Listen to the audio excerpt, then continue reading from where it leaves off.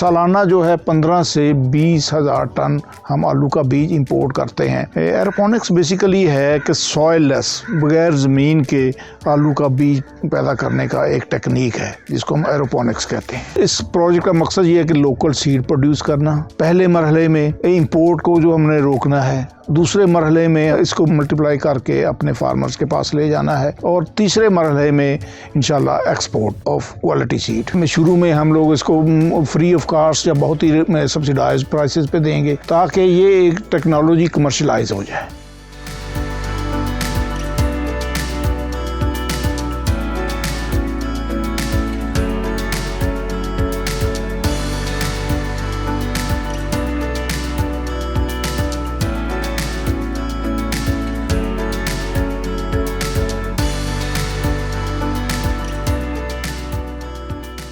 मेरा नाम ऐश मोहम्मद है और मैं यहाँ पे एज ए डायरेक्टर नगाब काम कर रहा हूँ। एरोपोनिक्स बेसिकली है कि सॉइल लेस, बगैर ज़मीन के आलू का बीज पैदा करने का एक टेक्निक है जिसको हम एरोपोनिक्स कहते हैं। इसका मेजर मकसद जो है वो तो यही है कि हम virus free potato seed produce करें इस टेक्निक से। सबसे पहले हम इसके लिए वैरायटी सेलेक्ट करते हैं, उसके बाद उस ट्यूबर को हम ग्रो करते हैं पॉट्स में, उसके बाद उसकी वायरस इंडेक्सिंग करते हैं। अगर वो वायरस फ्री है तो फिर हम उसका टिश्यू कल्चर करते हैं। टिश्यू कल्चर में हमारे जब रिक्वायर्ड नंबर पौधों का आ जाता है तो फिर हम उसको, चूंकि वो टेस्ट ट्यूब से आते हैं, वो डायरेक्टली यहाँ पे नहीं लग सकते, पहले हम उनको हार्डनिंग कर लेते हैं। हार्डनिंग के बाद जब वो पौधा 7 से 10 सेंटीमीटर का होता है तो फिर हम उसको एरोपोनिक्स में ले आते हैं। एरोपोनिक्स में हमारा यहाँ पे हर 4 मिनट के बाद 40 सेकंड्स के लिए हम उसको न्यूट्रिएंट्स देते हैं। वो जो है मॉइस्चर की शेप में होता है, और यहाँ पे जब वो पौधा ग्रो करता है तो उसके नीचे जो ट्यूबर्स बनते हैं वो बिल्कुल बीमारियों से पाक बनते हैं। असल में होता यह है कि जिसको हम टिश्यू कल्चर कहते हैं कि हम पोटैटो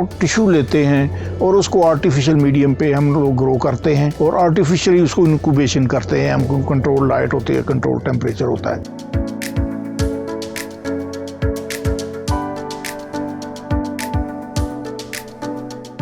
असल में होता ये है कि सबसे पहले तो टिश्यू कल्चर का जो प्रोसेस है 3 महीने उसमें लग जाते हैं वो प्लांट प्रोडक्शन में। जब वो पौधे प्रोड्यूस हो जाते हैं तो उसके बाद हम उनको 4 वीक्स के लिए हार्डनिंग पे ले जाते हैं। 4 हफ्ते में वो पौधे का जो साइज है वो 7 से 10 सेंटीमीटर हो जाता है। 4 महीने का वो प्रोसेस है, और उसके बाद 100 डेज 90 to 100 डेज की यहाँ पे प्रोसेस है एरोपोनिक्स में। इस प्रोजेक्ट का मकसद है कि disease free potato seed production, कि हम बीमारियों से पाक आलू का बीज तैयार करना। अब इसका जो एस्पेक्ट्स हैं वो ये है कि पहले हम सारे का सारा आलू का बीज जो है इंपोर्ट करते हैं हॉलैंड से या 1-2 कंट्रीज से और से। इस प्रोजेक्ट का मकसद ये है कि लोकल सीड प्रोड्यूस करना। पहले मरहले में इंपोर्ट को जो हमने रोकना है, दूसरे मरहले में इसको मल्टीप्लाई करके अपने फार्मर्स के पास ले जाना है, और तीसरे मरहले में इंशाल्लाह एक्सपोर्ट ऑफ क्वालिटी सीड।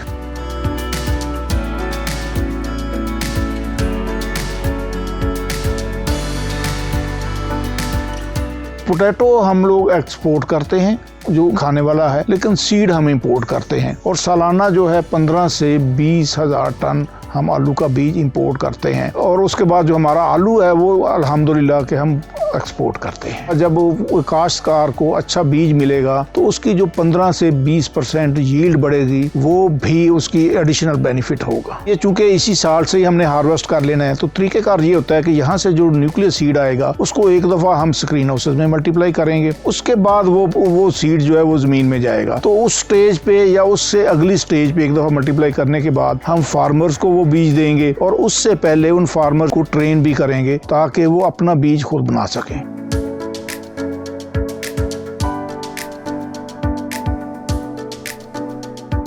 जब टिश्यू कल्चर के प्लांट्स आते हैं तो एक तो ये है कि वो डायरेक्टली ज़मीन में लग नहीं सकते। दूसरा ये है कि अगर हम ओपन में लगाते हैं तो यहाँ पे सबसे बड़ा मसला जो है वो है वायरसेस का। एफिड्स होते हैं वो कंट्रोल नहीं है। शुरू हम कंट्रोल एनवायरनमेंट से ही करते हैं और फिर आस्ता आस्ता सेमी कंट्रोल और फिर ज़मीन की तरफ चले जाते हैं। इस प्रोजेक्ट का फ्यूचर बहुत ब्राइट है इंशाल्लाह, क्योंकि हमारा 4 लाख से ज़्यादा टन हमें रिक्वायर्ड है सीड। तो इसका तो बहुत ज़्यादा फ्यूचर ब्राइट इसलिए भी है कि जब हम 4 लाख टन सीड पे जाएंगे तो जो इम्पोर्ट है वो एक तो बैन होगी और दूसरे इसकी जो फार्मर्स की यील्ड बढ़ेगी। एक तो PRC की कंपनी है एग्रोटेक पेटको जिसको हम कहते हैं, उसके थ्रू है, और दूसरा हम जो अच्छे फार्मर्स को है शुरू में हम उन लोगों को खुद कॉन्टेक्ट करेंगे, उनको ट्रेन करेंगे और उनको सीड भी देंगे। शुरू में हम लोग इसको फ्री ऑफ कॉस्ट या बहुत ही सब्सिडाइज्ड प्राइसेस पे देंगे ताकि ये एक टेक्नोलॉजी कमर्शलाइज हो जाए।